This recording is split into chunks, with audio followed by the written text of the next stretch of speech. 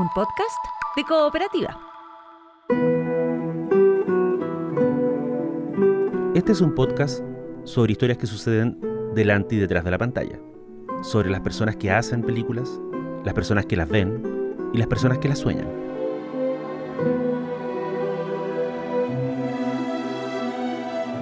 Soy Daniel Villalobos y esto es El Contador de Películas.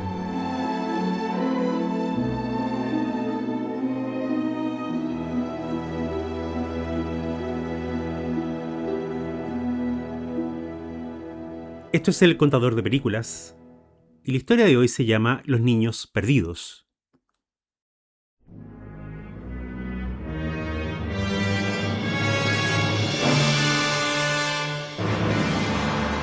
La primera imagen que se nos viene a la mente a los cinéfilos cuando escuchamos la palabra vampiro es una figura de alguna manera aristocrática. Imaginamos una capa, ropa elegante, un aire decimonónico, un lujo decadente, un monstruo con modales de señor. Y desde luego imaginamos por lo menos una mansión, cuando no un castillo. La figura del chupasangres en el cine está asociada en un 90% al mito del conde Drácula, que es un noble de Transilvania, que tiene una enorme fortuna, que desciende de una estirpe de grandes señores, etcétera, etcétera. El vampiro en esa narrativa es leído como un monstruo abusador que explota a los que tienen menos. Los seres humanos somos ganado para su consumo, pero incluso si Drácula fuera un ser humano común y corriente, aún así no sería igual al resto. Sería un aristócrata, y pertenecería a ese grupo de personas que tienen el poder y el dinero para hacer lo que les plazca con otras personas. Hace un par de días se cumplieron 39 años del estreno de Generación Perdida, la película de vampiros adolescentes que hizo furor en Chile en 1987 y que se volvió un filme de culto con el pasar del tiempo. Generación Perdida, hay que mencionarlo, se estrenó en este país en la misma temporada que Dirty Dancing, otra gran película ochentera ninguneada por los críticos de cine de ese entonces.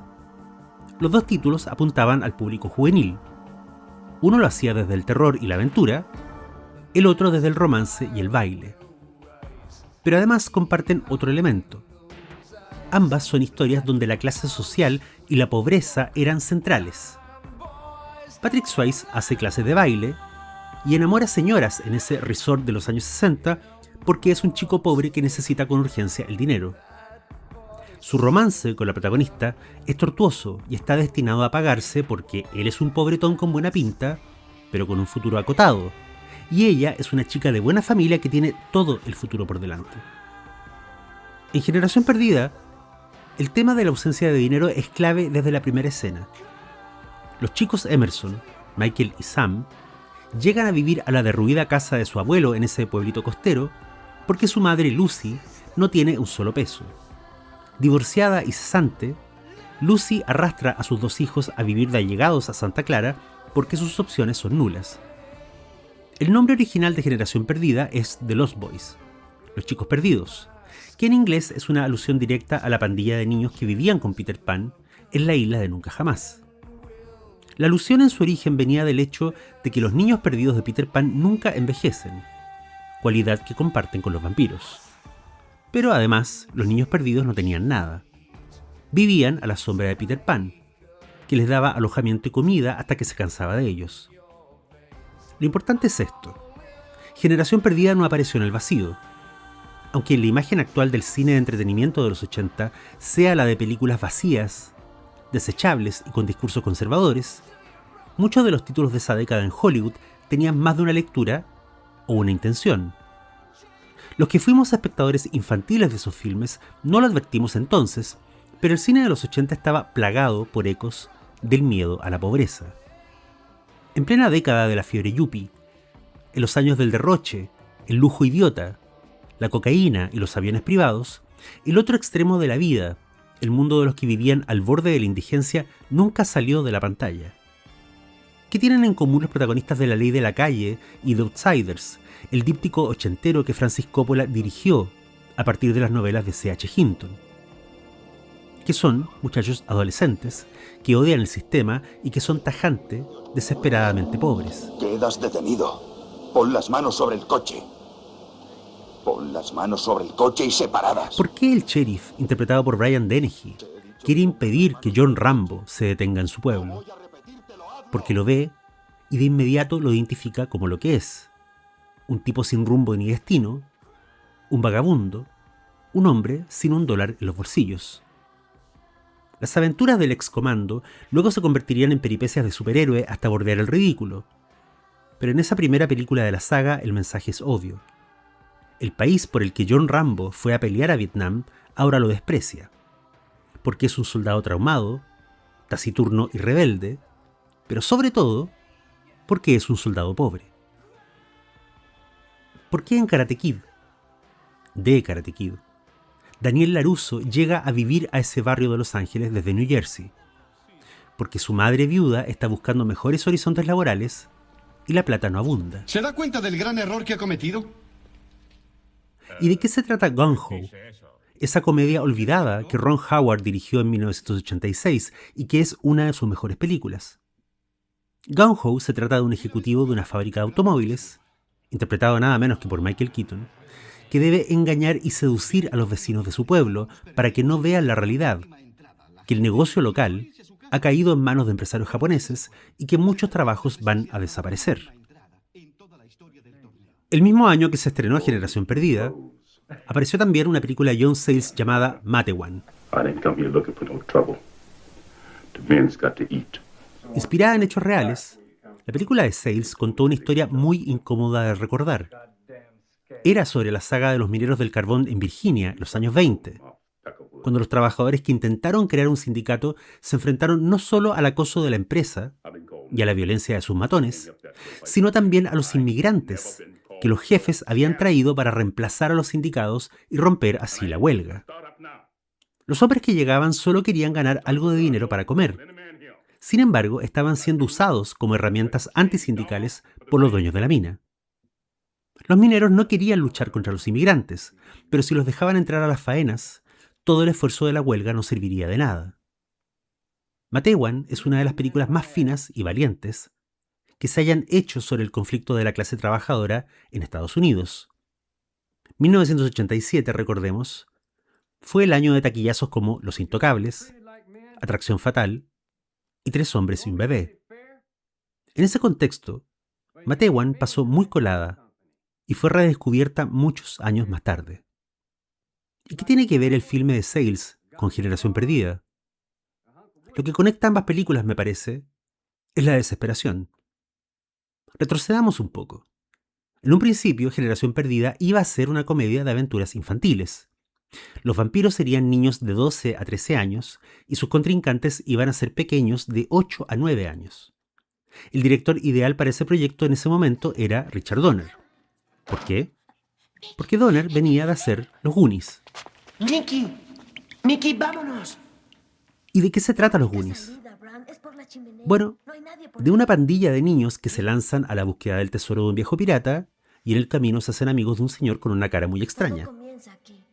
Pero no, en serio, ¿de qué se trata Los Goonies? De la desesperación. Los niños protagonistas de la historia, los Goonies, son vecinos de un conjunto de casas que están a punto de irse a remate. El barrio donde se conocieron y jugaron toda la vida está a punto de ser demolido. Los Goonies se lanzan a la búsqueda de un tesoro legendario que nadie ha visto, porque esa es la última oportunidad que tienen de salvar sus casas. Los adultos, sus padres, ya han agotado todos sus recursos. Entonces, ¿qué clase de personajes se embarcan en la persecución de la fortuna de un pirata muerto? ¿Los más pequeños? ¿Los más inocentes? ¿O los más desesperados? Cuando Donner finalmente se bajó del proyecto de Generación Perdida, entró como director Joel Schumacher. Su aporte clave fue subir la edad de los protagonistas.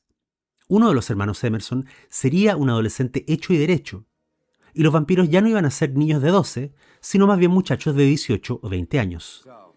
Esa decisión cambió varias cosas. Now you know what we are. Now you know what you are. You'll never grow old, Michael. And you'll never die. But you must feed. Sobre todo, puso el acento en el despertar sexual, un aspecto básico de la historia de Michael, que es el hermano mayor de los Emerson. también le dio al tono general un carácter mucho más oscuro. Los niños perdidos ya no son tan niños, son casi adultos, y eso hace que sus andanzas vampíricas sean más siniestras y el abuso de las víctimas sea más cruel. Lo que le dicen los hermanos Frog a Sam Emerson en una escena es muy certero. Santa Clara, ese pueblucho, es un coto de caza de los vampiros porque en ese pueblo a nadie le importa si alguien desaparece. Y esos desaparecidos son insignificantes porque lo fueron siempre. Gente pobre y sin destino, vagabundos, punkis playeros, viejos alcohólicos, vendedores de tiendas mugrientas, guardias de gasolineras, la escoria de los años de Reagan. Al final, después de la batalla de rigor y las estacas en el corazón y las pistolas de plástico rellenas con agua bendita, ocurre la vuelta de tuerca inesperada. El jefe de los vampiros no era Kiefer Sutherland, sino Edward Herrmann, el señor bonachón de lentes que es el jefe de Lucy, la mamá de los Emerson, y que ahora además la está cortejando para que sea su novia. La intención de fondo de ese vampiro con aspecto de cuarentón nerd con peinado a la gomina, claro, es convertir a Lucy en su pareja inmortal, y que juntos ellos administren y disciplinen a los chicos vampiros, como el propio Estados Unidos de Reagan ha administrado y disciplinado a todo el mundo en esa década. Entonces, ocurre algo asombroso, un momento de genuino gran cine que no solo es mérito de Schumacher y del guionista Jeffrey Boam, sino también de la actriz que interpreta a Lucy, la maravillosa Diane West. Don't you touch my mother!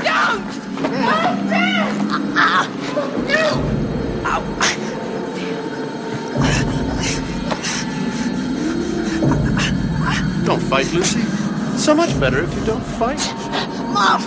Mom, don't! Mom! Don't do it, Mom! Mom, don't do it! Mom, no! Mom, no! El vampiro, que tiene agarrado del cuello a uno de sus hijos, le tiende la mano a la mujer. Su oferta es horrenda, pero genuina. Si ella acepta convertirse en vampiro, él le perdonará la vida a sus hijos. Lucy, por un par de segundos, parpadea. Duda. Quizás piensa en ese momento en la vida mugrienta que tenía antes de llegar a Santa Clara y en la vida mugrienta que tiene ahora, viviendo en la casa destartalada de su padre anciano.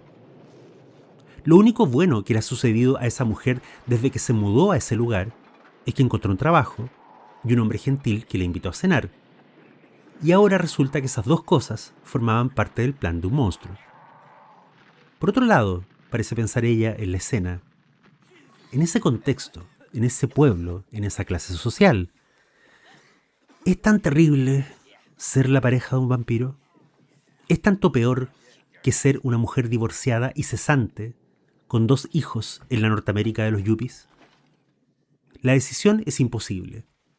Y cualquiera sea la cosa que Lucy elija, el resultado va a ser demasiado cruel. Por eso, muy sabiamente, la película impide que ella deba elegir.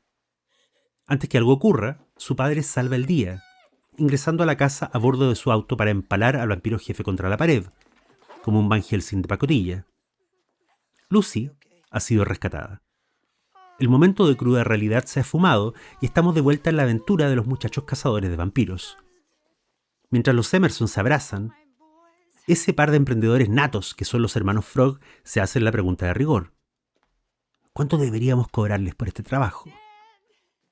Entonces, 10 segundos antes de que corran los créditos, viene la vuelta de tuerca final, un plot twist que ya se lo hubiera querido Shyamalan.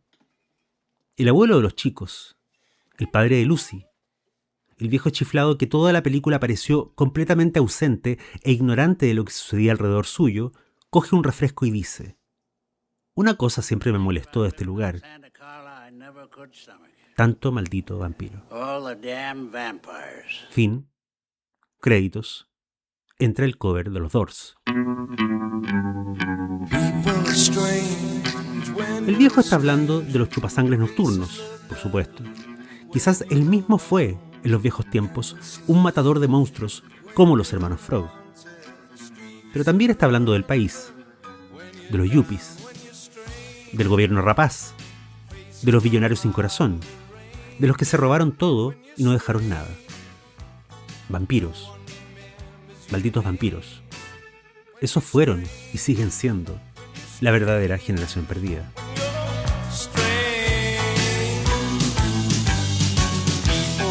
Soy Daniel Villalobos y esto fue El Contador de Películas. Hasta la próxima.